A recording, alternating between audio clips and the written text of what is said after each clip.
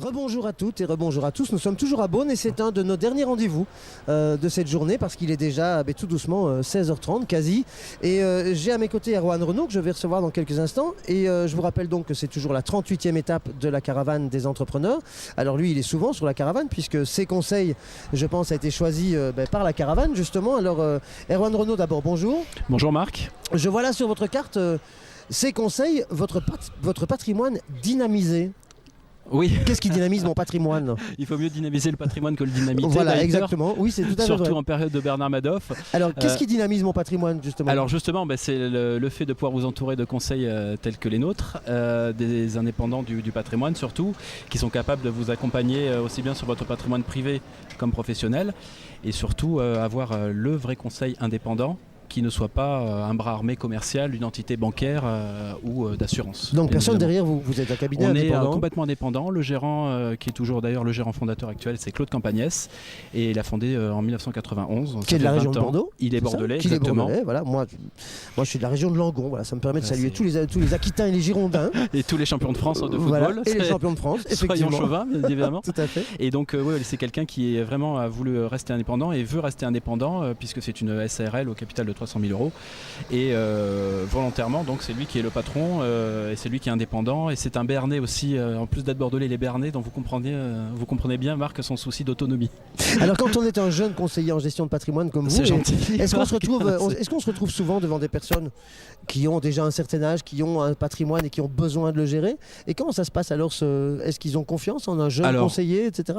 Tout à fait. En fait, on va dire sur notre métier, on a 4 grandes phases. Soit vous créez un patrimoine, soit vous le consolidez, soit vous l'optimisez, soit vous le cédez. Alors bien évidemment, pour les gens qui cèdent le patrimoine, ce sont plutôt des problématiques de personnes âgées ou d'un certain âge, ou qui pensent à ce qui peut se passer derrière. Donc c'est vrai que le fait d'avoir un jeune ou des trentenaires, que ce soit moi ou d'ailleurs d'autres collaborateurs et collaboratrices du groupe C Conseil, ça peut poser problème. Mais en fait, c'est vrai qu'avec la confiance... À quel niveau ils ont l'impression que vous les comprenez pas tout à fait? Si, au contraire, mais ils ont surtout l'habitude de travailler avec les banques justement, ou d'avoir un notaire de famille bien installé d'un certain âge. Mais très rapidement, on va dire dans les 30 premières secondes, ils voient qu'ils ont affaire à des professionnels et des experts. Ce qui est important. Et la confiance se fait très très vite. Alors la gestion de patrimoine, ça s'adresse autant aux entreprises qu'aux particuliers? Surtout aux entreprises comme les particuliers. C'est vrai que nous avons été choisis, comme vous le disiez Marc, pour être justement expert national auprès de la caravane des entrepreneurs. Donc demain nous sommes à Lyon par exemple. Notre rôle c'est de pouvoir accompagner des chefs d'entreprise, autant sur le patrimoine privé que professionnel. On s'est aperçu qu'il y avait... Comment les séparer? Comment les séparer et surtout comment essayer de trouver des passerelles entre justement actionner des leviers professionnels pour que ce soit le plus judicieux en termes de patrimoine privé, parce qu'il y a toujours un lien de toute façon entre le patrimoine privé et professionnel, quelles que soient les décisions. Voilà, donc nous on intervient sur tout ce qui est problématique de conseil en investissement financier et on sait que souvent le patrimoine des chefs d'entreprise et des dirigeants, leur patrimoine professionnel, c'est avant tout 90% voire plus de leur patrimoine privé. Donc le tout est de les aider à bien justement gérer l'entreprise pour que derrière, à titre personnel, ils puissent être encore plus performants.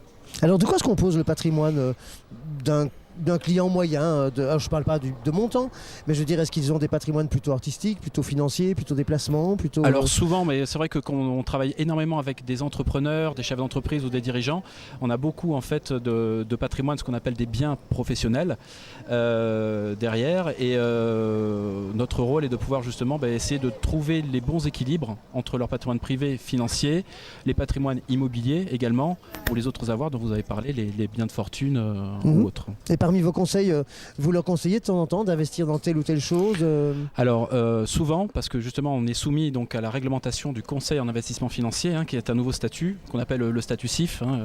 Il porte un acronyme un peu donc il vous donne des bizarre. Règles aussi. Il nous donne justement des règles à respecter. Oui, ça aurait pu être Monsieur Propre, ça aurait été exactement. Oui, aussi. Pour Madoff aussi, c'est pas mal. Oui, exactement. C'est vrai que vous avez une profession qui a une réputation quand même un peu sulfureuse. Donc c'est bien de savoir qu'il y a des codifications. Par rapport à ça, justement, pour le respect, pour la protection des investisseurs privés comme professionnels, l'autorité des marchés financiers, que l'on connaît sous les anciens noms de COB, commissaire des opérations de bourse, mais en fait l'autorité des marchés financiers a donné des moyens et des règles, des procédures pour protéger surtout l'investisseur privé ou professionnel, parce que c'est tellement complexe, notamment avec les marchés financiers, qu'il est nécessaire de pouvoir protéger et responsabiliser les acteurs.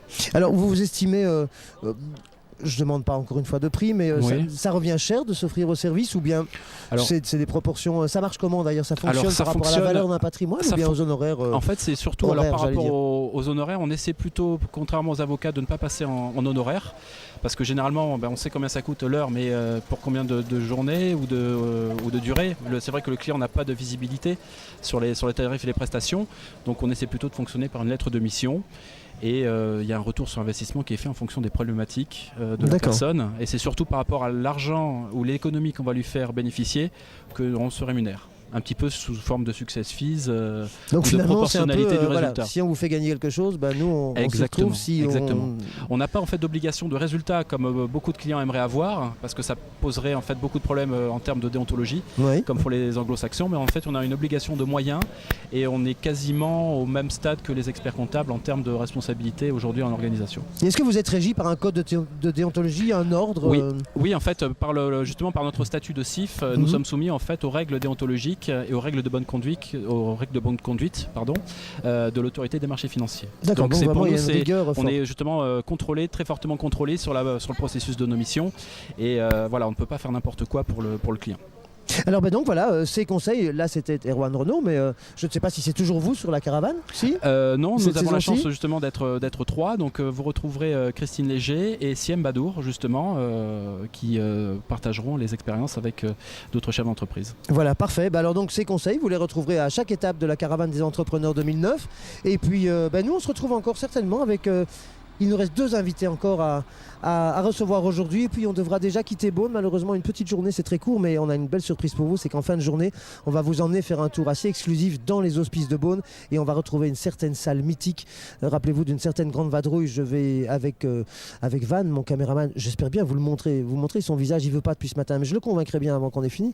On va essayer de trouver une fameuse salle où vous vous souvenez d'une bonne sœur qui appuie sur le foie de, je crois que c'est Bourville ou de l'Anglais, je ne sais plus, mais on va essayer de retrouver cette salle, mais je vous promets une très très belle visite des hospices de Beaune. En tout cas, on se retrouve encore sur networkvisio.com dans très peu de temps pour encore 2 derniers rendez-vous sur cette 38e étape de la caravane des entrepreneurs 2009.